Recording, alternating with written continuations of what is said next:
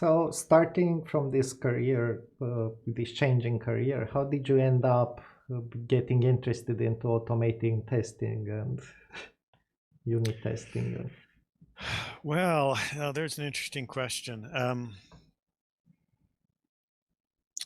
So after I moved to the consulting company in Calgary, I was working with a team that was, their mission was to apply object orientation. And the project used the word nimble in its name. So it was, I can't remember the exact details. The acronym was ANODE, and it was application nimble something or other. But the idea was to be able to respond quickly to change from the business. So basically their intent was to do what we now call agile. And they felt that to do that, they needed the appropriate technical platform. And so part of what we were brought in to help them do was to learn enough about objects to make an intelligent choice about what kind of object platform to acquire and start building on. And the candidates at the time were Smalltalk and Objective-C.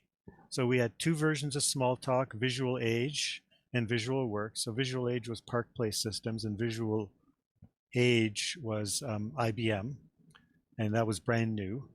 And that's what eventually evolved into Eclipse, but it was quite different then. And then there was Objective-C, which was basically, is it Objective-C or was it? No, it was Objective-C. It was kind of like C code with weird blocks of Smalltalk sprinkled into it. It was kind of a weird hybrid.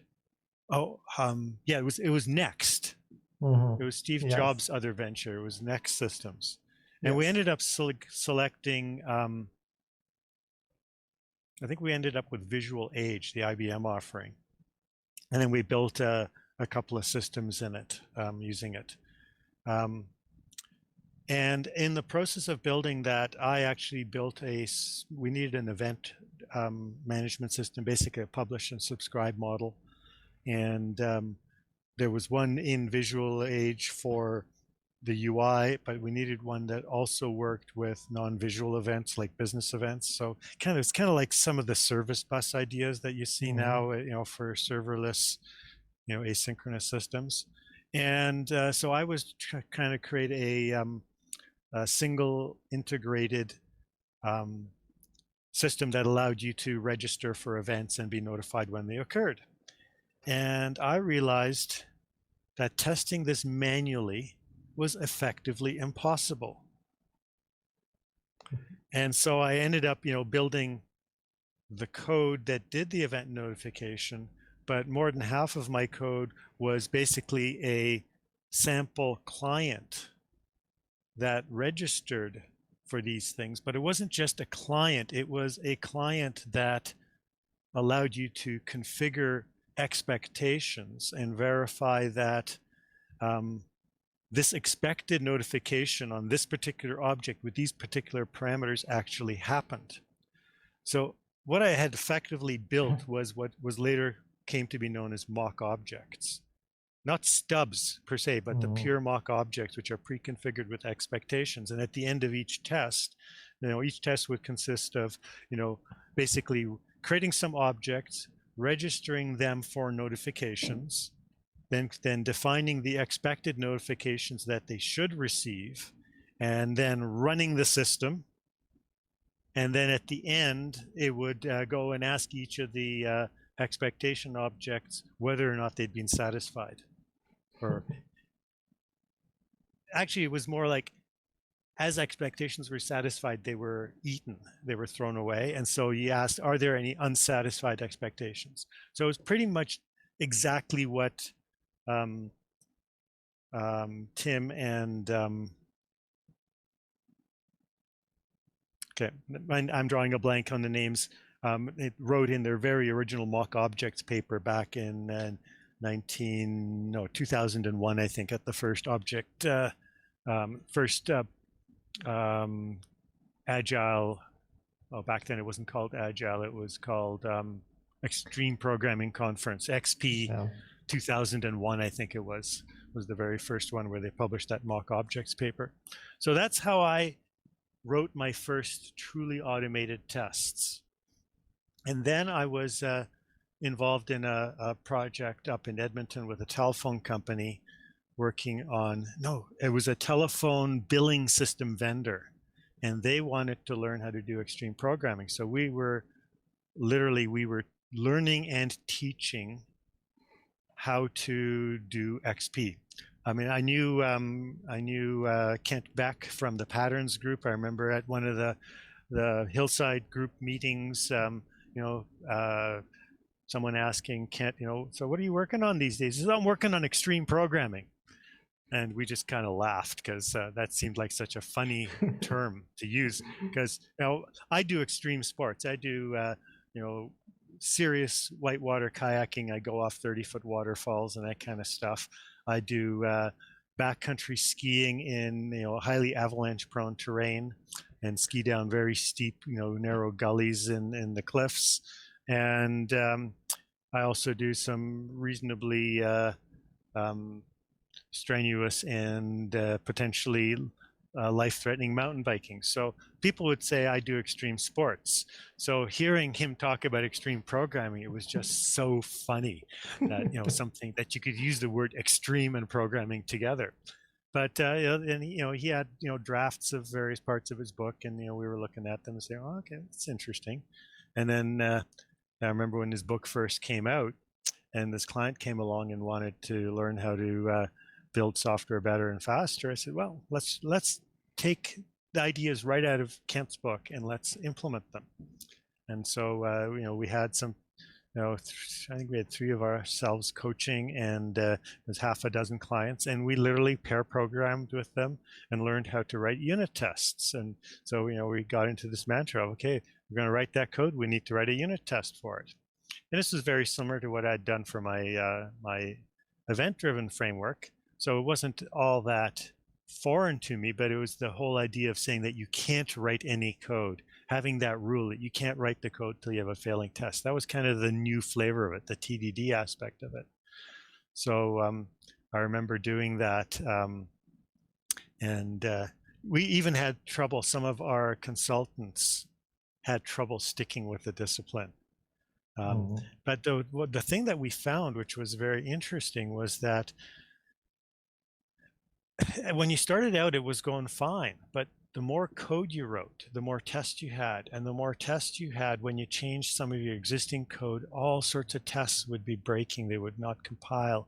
And so I was the on-site, client manager and team leader. So, I noticed this phenomenon. So I started asking people to record on the back of their index cards, because we used index cards in the classic, XP style. Roughly what percentage of their time was spent writing code, and what percentage of time was spent writing new tests, and what percentage of time was spent fixing old tests. And when the number on the cards for fixing old tests went to something like 80% of the effort, I realized, oh, this is not good. This is not sustainable. And so then we started looking, kind of doing root cause analysis on why they were taking so long, why it was. And this is when we started realizing that how you coded the tests was more important than that you coded the tests. Because if you coded the tests in a certain style, you ended up with a lot of repetition of code across the test. People would write a test and they need another test, so they duplicate the test and edit it, and then duplicate the test and edit it. And if you didn't apply the clean code principles of continuous refactoring to the test, you ended up with a lot of duplication in your test code. And that you really needed, as soon as you discovered the duplication, you needed to refactor and eliminate it. And so that kind of introduced the whole question of how do you refactor test code? Since how would you tell that you broke the test code while you're refactoring it, right? Yeah. And so the process of refactoring the test code is different from the process of refactoring production code, in the sense that the production code you can refactor, the tests will tell you when you broke it. But if you refactor test code, what will tell you that you broke the test, that they would no longer fail if the production code. So that's where I kind of came up with the idea, well, you need to test the tests by actually deliberately breaking the production code and verifying that at least one test catches each kind of break that you introduce.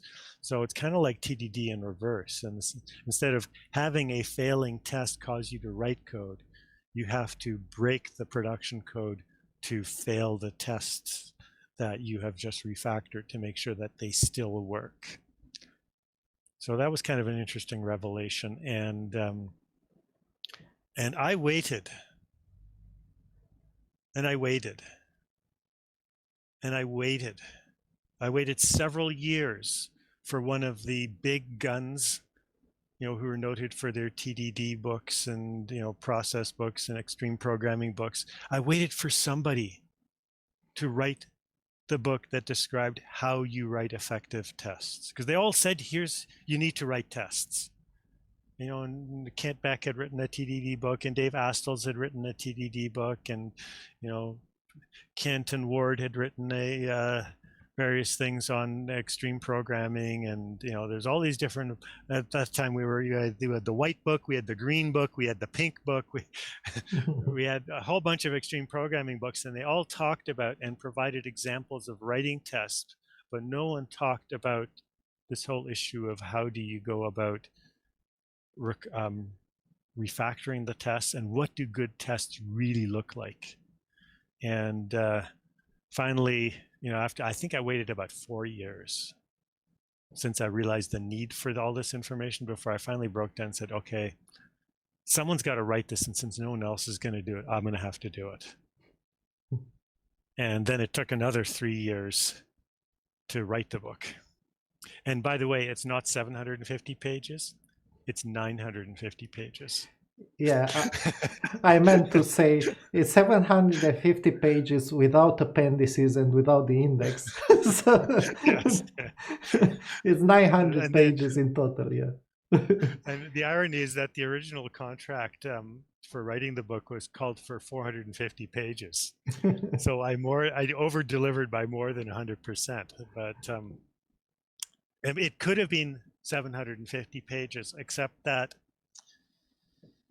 by the time we discovered that there was a mismatch between the fonts they were going to use for all the code examples and the line spacing, the line length that I was told to wrap all the code at, all the page numbers were locked in already. I actually did a quick rewrite of the formatter for my code, because my code was all real code. It was all sucked in into the book programmatically. So I had all this code as executable code that I could verify really worked. None of it is handwritten in the code. It's actually written all in Eclipse and other software development tools. And then there's comments in the code that mark where each code sample starts and ends. And I have a thing that goes off and sucks it all in. And it not only sucked it in, but it also did line wrapping. And when they delivered the book to me, the first kind of visual paper drafts that showed me how the code looked, the code all was only 2/3 of the width of the page, so it looked really stupid. And I said, well, you realize that if it's like 1/3 of the book is code, and because we're wrapping at 70 characters instead of 90 characters or whatever that we actually have room for, we could reduce the size of the book by 150 pages or something just by doing this. And I actually quickly prototyped it and checked it out and verified this. And they came back and said, oh, we checked, and we've already locked in all the page numbers. So we're just going to change the font so that it uses the whole page width instead of squeezing it all into the narrower column width. We're going to make it wider. And so the code samples will be more spacious sideways. Yeah, and that's because the whole publishing industry's tool set was horrible. It was I was writing the book in XML, in under version control, and I had a Ruby program that translated the markup. I built custom markup to refer to things like patterns and samples and this kind of stuff. And it was actually quite sophisticated. And I would compile the code from the code repository into my website so that people could look at it and provide feedback. And then I had a separate compiler that would take that code and turn it into chapter files. And that's what I would send off to Addis and Wesley. But as soon as they got them and started working on them, they sucked them into their own tools, and there was no way to get it back from their tools into my tools. So if I ever wanted to do a second edition, it would be a huge amount of work, because I'd have to manually apply all the copy edits that they applied to the their versions of the files back to my original source code. So they've got object code. I've got source code, and the two don't match up because they've edited the object code. So this is just like those examples that I discovered in the IT world where they had an application that they couldn't change because they'd lost the source code. Well, in my case, we haven't lost the source code. Is that we've patched the object code so many times that it's no longer equivalent in any way to the source code. Yeah. So it's interesting hearing you tell the stories about how you started with testing, that it seems that you apply the same discipline that you learned at Nortel, and because for the event-driven framework, most programmers will just think that's a QA problem with testing. Let them deal with it. Yeah. But you actually thought about, how do I test this? Well, yeah, and the thing you have to remember is that the best programmers are the lazy programmers. Mm-hmm. They you know the old adage of measure twice, cut once? Yes. Yeah. Well, in programming, it's think about it and then write the code. If you just jump straight to writing code, if you read a line of requirement and write some code, and you read another line of requirement and write some code, you end up with a lot of code. And what I remind my clients over and over again is that code is not an asset. If you think in accounting terms, code is a liability. It's not an asset. Mm-hmm. The asset is the functionality the code provides. Yes. But you want less code, not more code. And so it's more important to think carefully about how you can achieve something with the most and simplest code, the code that has the lowest maintenance cost, which is where principles like dry, don't repeat yourself, really come in, right? You're trying to stamp out repetition, duplication, you try and stamp out complexity. You want the simplest thing that could possibly work, which is one of the mantras in extreme programming, right?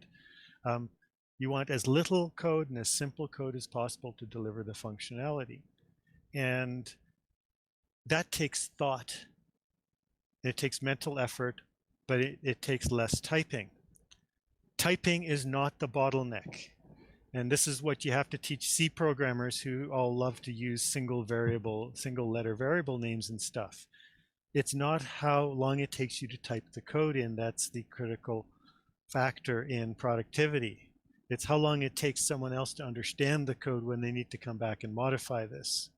And the 2 milliseconds you save by not typing 5 more characters to give that variable a meaningful name, and the 10 minutes you saved by not thinking about what would be a good name for this, are more than offset by the many hours someone is going to spend sitting there scratching their heads trying to reverse engineer what your glorified object code actually is intended to do. And that person can be future you, actually.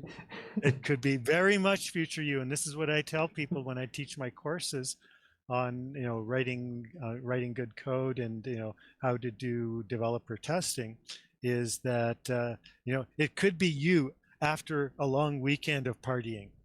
You write the code on Friday and you come back on Tuesday and you can't remember what you were intending by this code. It could be very much you in the very near future trying to decipher what on earth was I thinking when I wrote this code. And so a little bit of extra effort spent on the writing saves a huge amount on the reading and understanding when you need to get around to maintaining that code. You also mentioned starting with TDD, and that's an interesting topic because it's still difficult to start with TDD. It's still annoying for many people to figure out how to do that. So, what was your first experience starting with TDD? Was it annoying or was it natural? Well, this was that project I was describing where we discovered that it wasn't just about writing the test first, but it was about learning how to write good tests in the first place. And yeah, it's not natural. Everyone wants to rush into solution mode.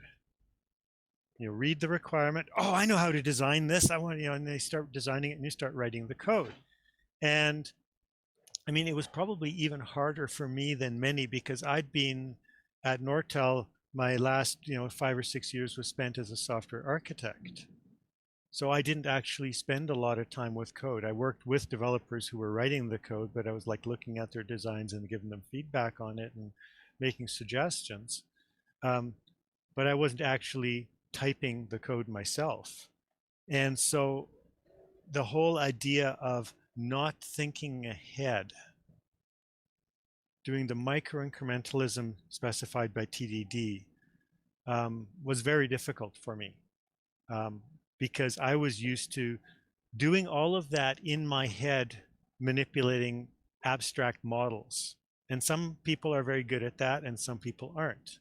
And the problem is that the people who are good at it can take in a whole bunch of information, incrementally build up a more and more complex model in their head, and then do a dump of that model from their head onto virtual paper, drawing object diagrams and this and that. And other people who come along have trouble understanding the model because they haven't been through that process. They haven't been through the thought process to understand why the model is the way it is and why you need this command pattern here and why you need this strategy pattern there and why you need a reserver pattern over here. Because they don't understand all the change cases that you are handling, right? So there's use cases and there's change cases, right? Use cases tell you what the system should do. Change cases tell you how the system might need to evolve. And so our software architects work very much with change cases as much as with use cases. So you're thinking about, well, how might we want to hook this up to a different user interface? No one would ever want anything other than a fat client. Oh, there's this new thing called the internet, and we want to put a web page front end on this instead of a fat client. That's a big change case, right? So in my career, I've been through a whole bunch of these big change cases. So I'm probably better than most at anticipating the kinds of change that we might need. And software architecture is the art of anticipating change cases and building the flexibility into the software so that when that change happens, someone can just come along and plug in the change into a pre-existing structure. But it makes the structure of the software more complicated. And it makes you have to pay for it now, not when you need the change. So it's not a pay-as-you-go plan. It's a pay-me advance. It's more like insurance than it is a pay-as-you-go cell phone plan, right? The difference with TDD and specifically emergent design is that changes it from a software architecture solution to a process solution. So instead of having a software architecture that can handle a specific predefined set of change cases, you have a software development process that allows you to deal with when it was required and only then a specific change. So you're paying later for the change. With software architecture, you're going to pay for that change when you build it, and you pay with the extra complexity all the way until you need it. And that cost is extra and has no payback. Whereas with emergent design, you're only paying for it when you need it. And the trade-off is, can you drive the cost of that change later down to something similar to the cost of putting that change in up front? Because if you can delay spending that money, that's money in the bank you can spend on other things, right? That's development time, that's complexity that could be, instead of spent on the architecture just in case, be spent on features you need right now. And then you spend that money when you need it, and the bill goes to who needs the change, not an upfront bill. So it's a very big shift in mindset from the software architect's mindset of think about all the possible changes, come up with a complex design that handles it all, to one where you're thinking not even 5 minutes in advance. Like true TDD, when you watch people who are really good at it, like Kent Beck or cheesy Jeff Morgan, and you watch them do it, it's a dance. It's really quite pretty how they go and they think about which of these next test cases should I write now. It's all about test case selection. Is which one will cause me to have to make a particular change in the software. And that's one of the things that people don't understand when they first do TDD is you don't just go through and do a linear walk across all the test cases and introduce them at one by one by one. Like, the classic example, the Roman numeral calculator and that kind of stuff, right? You don't go 1, 2, 3, 4, 5, 6, 7, 8, right? You actually have to think about the test cases and think, what are the equivalence classes? Yeah. Right. And so, putting an I in front of a V is similar to putting an X in front of an L is similar to putting a C in front of an M, right? And so, and that causes you to put some particular logic into the code. And if the problem with it is if you just go linearly and you just start adding in things in a linear fashion, you end up adding in more complexity before you start to refactor. And if you wait too long with the refactoring becomes very difficult. Whereas if you can introduce a piece of code and immediately refactor right afterwards, then you can prevent the problem. So if you wait until after you've hard-coded IV and XL and CM into the code before you refactor, you've got a lot of code already.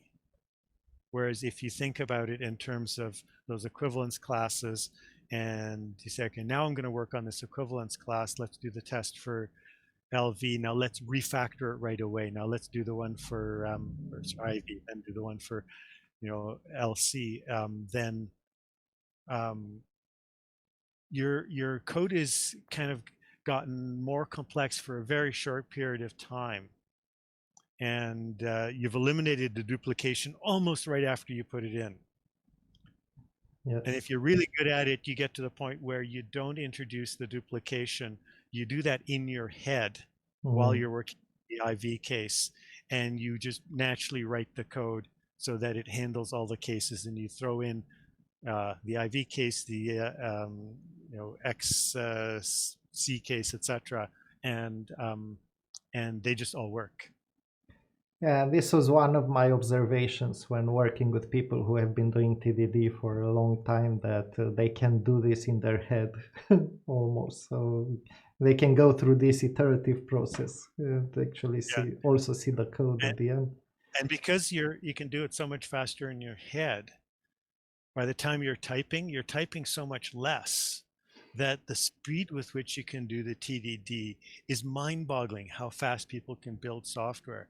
And so I think that if they redid those studies between the productivity of the best people and the worst people, I think you'd find that people who are doing TDD well, and that's a very small percentage of the population, but I think you'd probably find that they're 50 or 100 times more productive than the people who are doing traditional software development and are not very good at it.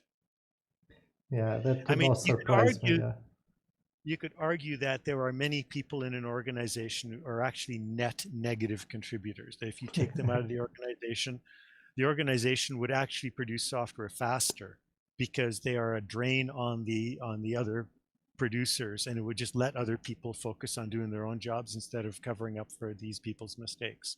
But excluding those people who are net negative contributors, the people who are net positive, but at the 10% productivity level, those people compared to these people is probably 50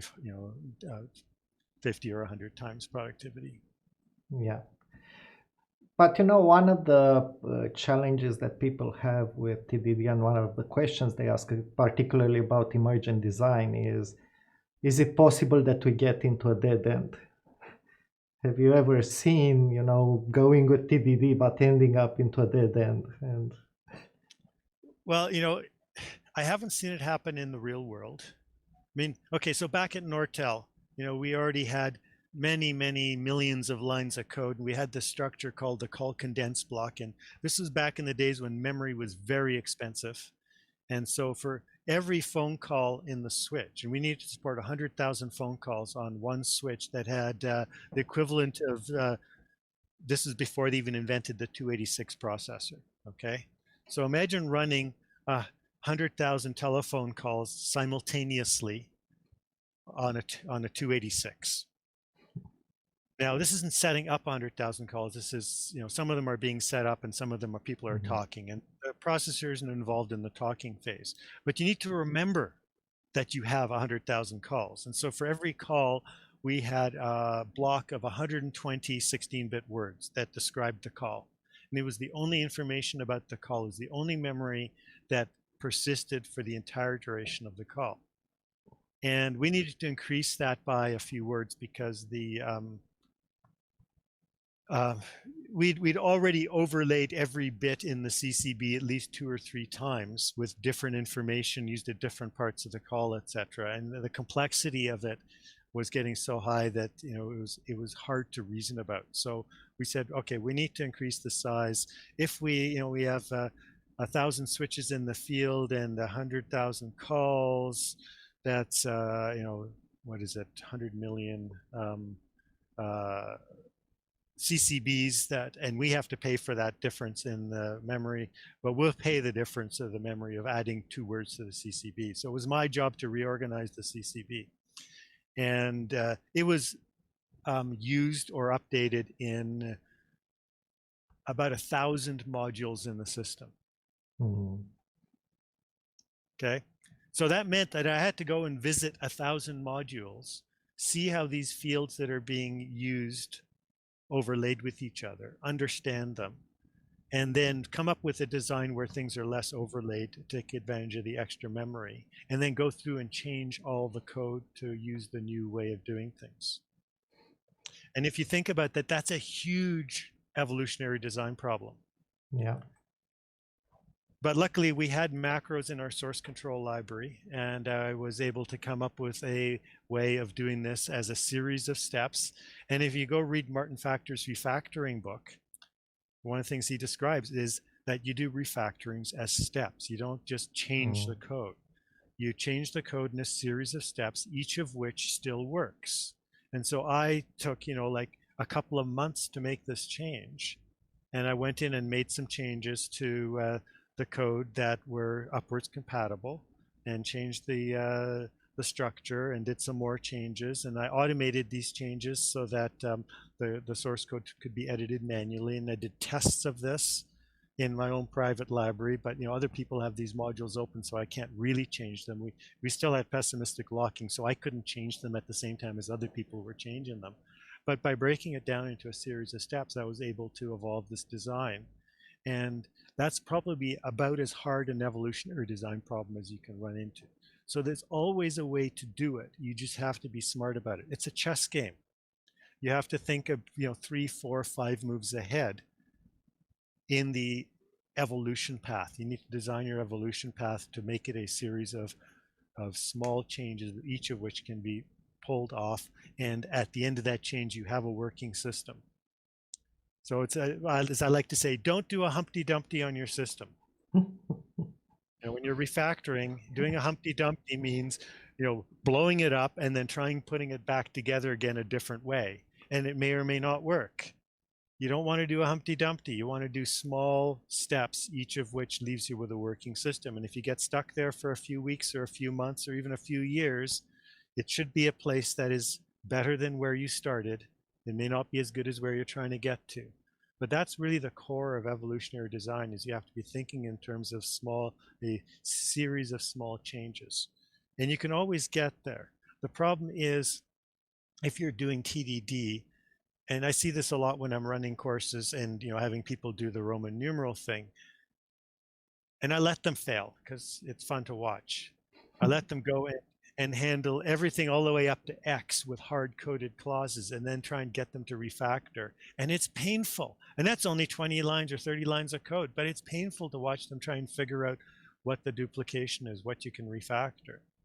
And yeah, having more code gives you more things, more patterns you could find, but it makes it harder to find the patterns, right? So encouraging them to refactor at the earliest possible moment is the key.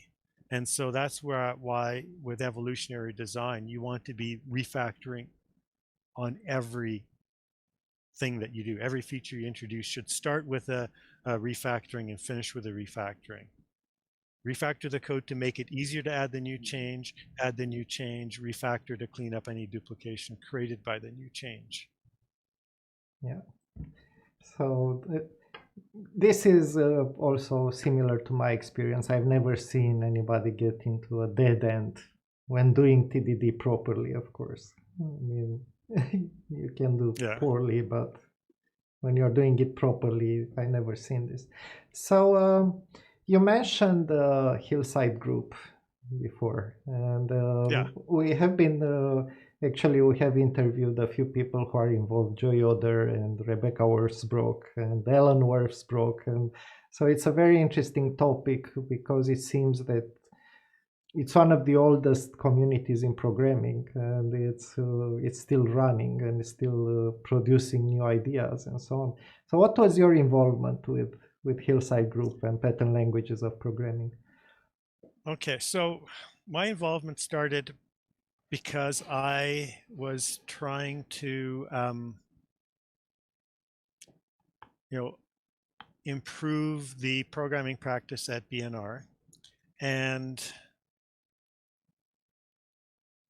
I ran into, I think I saw a talk by, I think it was Richard Helm at an UPSLA back in the early 90s, 91, 92. And, he was talking about patterns. He was talking about their upcoming book, the Gang of Forest Patterns book. And, I recognized immediately that, yeah, we had all sorts of patterns in our software. And so I brought Richard in to BNR and had him teach a course on just standard design patterns. And then later on, I had Kent Beck come in and teach a course on pattern writing, because I recognized that it would be good for us to have some of our senior people who understood how the software worked and understood the patterns that were implemented in the software to document some of those patterns. And so in the pattern writing course, I myself wrote a pattern that I called half object plus protocol. The reason it was called half object plus protocol was because I wanted to publish this paper, and I was concerned that if I gave it the real name, which was half call plus protocol, which basically says you build your telephone call. This is a way of doing distributed objects, right? And so in a telephone network, when you make a phone call, your phone call typically starts in one local switch where all the lines are attached in your neighborhood, and then goes over trunks to another switch, which knows where the other line that you've entered the number of is located. And then, so most phone calls go through at least 3 switches, and each of those switches has a representation of your phone call in it. And these representations talk to each other using these telecom protocols to share barely enough information for them to know what the call is about and where it's going and who's going to get billed and so on. And so that was the pattern I was trying to write, but I didn't dare write it about phone calls because that would be considered proprietary, by our corporate censors. So I generalized it to half object plus protocol. And Kent thought it was really good and encouraged me to submit it to the very first patterns conference, which I did. And so I went to the very first plop and hung out with all the rock stars of the patterns world, and and I think they were, a bunch of the Hillside people were there, and some of them like Ward and Kent and Richard and Ralph and so on, and they recognized that they needed people from large software companies involved. So I got invited to join the Hillside Group. So I went to a number of Hillside Group meetings over the years. And it was interesting. I went to a whole bunch of plop conferences. Ended up after the second one. I think I took one of my fellow software architects to the second one, and then took another one on the third one. And at the third one, I think is where we actually published our pattern language on how to write patterns, or on what makes good patterns. The patterns for pattern writing, I think it was called, which actually stirred up a lot of controversy, because there were some people in the community who were very dead set against, quote, going meta, unquote. They felt that patterns was all about concrete examples and not about going meta. And I'd sat through enough workshops in these patterns conferences to recognize that there are certain things that people compliment, and there's certain things that people don't like about how patterns are structured, how they're named, how they're formatted, etc. And I just started, documenting that for my own edification. And this other software architect and I from Nortel, we were basically batting it back and forth. He caught the patterns bug at the second conference. I'd already got it in the first one, and that kind of led us to this whole thing. Well, let's see how well this pattern form works. Let's see if we can write patterns about what makes good patterns, and that's how we ended up writing it. And when we put it out to people for comments, people loved it. And so we ended up submitting it back to Plop. It was too big to do as one workshop, so we actually had it in several different working sessions. And despite the fact that some people were highly against going meta, it still had a very good reception. And I think it's still being cited today as a reference for new patterns writers. And at this point, I have completely forgotten what the question was. Well, your involvement with Hillside Group, so it's you're telling the story. So that's how I ended up getting involved in the Hillside Group. I was in it for probably about 5 years, and then I kind of dropped out. It got dysfunctional for a while. I remember there were a bunch of issues and stuff, weird stuff going on inside it for a while. And it took a while for the dysfunctionalities to be resolved by certain people dropping out of it. And I'm glad to hear that it seems to be, having some good influence. I mean, one of its roles was the fostering of all the patterns conferences, and that's been pretty successful, I think, because I think there's like at least half a dozen of them or so now. And the fact actually, that those are still running. Actually, as we speak this week, the Plop conference is happening remotely the whole week. Yeah. And I've been attending, and it's been really interesting. Unfortunately, it's a big time zone difference, so I can only attend like the beginning of the day, but it was still very interesting. Yeah, I've been, acting as a shepherd on and off for various years of the main Plop conference. Can't remember. I remember I was supposed to go to the Plop conference that was affected by the 9/11. I was supposed to have been on an airplane that day or the next day or something. Although for some reason I had to cancel out, so I wasn't actually booked on a flight. But I had been very close to attempted to go into that one and wouldn't have made it. So that was quite a long time ago, and I've done a bunch of shepherding since then. But I think I've only been to one of the UPSLA co-located conferences back when UPSLA or Splash was and Plop. Some years they would co-locate those things. But most of the ones I were at were at Allerton Park in southern Illinois, which was kind of an interesting venue, although it was very hot because it was usually done in July or August, which is like the dead of heat of summer there. So you are from Canada and Plop is mainly in US, and I imagine you collaborated a lot on the Wiki, right? What do you mean by the wiki? Word Cunningham's Wiki, c2.com. Yeah, C2, yeah. I mean, in the early days, I was on there and was contributing to the particularly XP content on there. I don't know how much of my stuff is still there, but yeah, I mean, back in those days, this was before what do we call it, Web 2.0. Yeah. So long before Facebook and LinkedIn and all these online collaboration platforms, Wiki was pretty much the only game in town other than bulletin boards for collaborating with people, and email, of course, on the internet. So yeah, things have changed so much in my lifetime. It is scary. Yeah, and it seems it has gathered a very active community, many people collaborating and adding ideas and so on.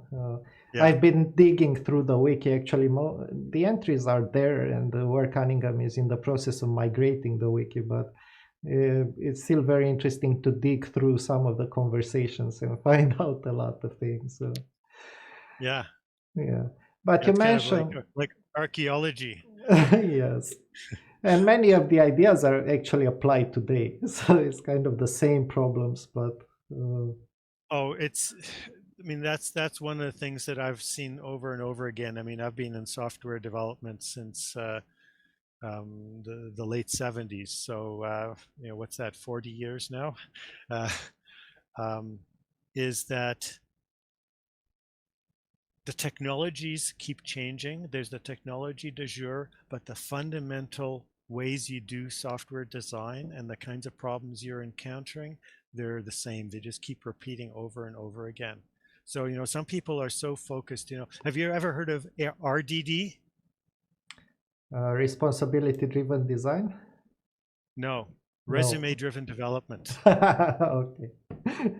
So Yes. that's what people do when they're not constrained to what technology they can use. So they say, "Oh, I want to learn Node.js, or I want to learn AngularJS, or I want to learn React.js, or something like that."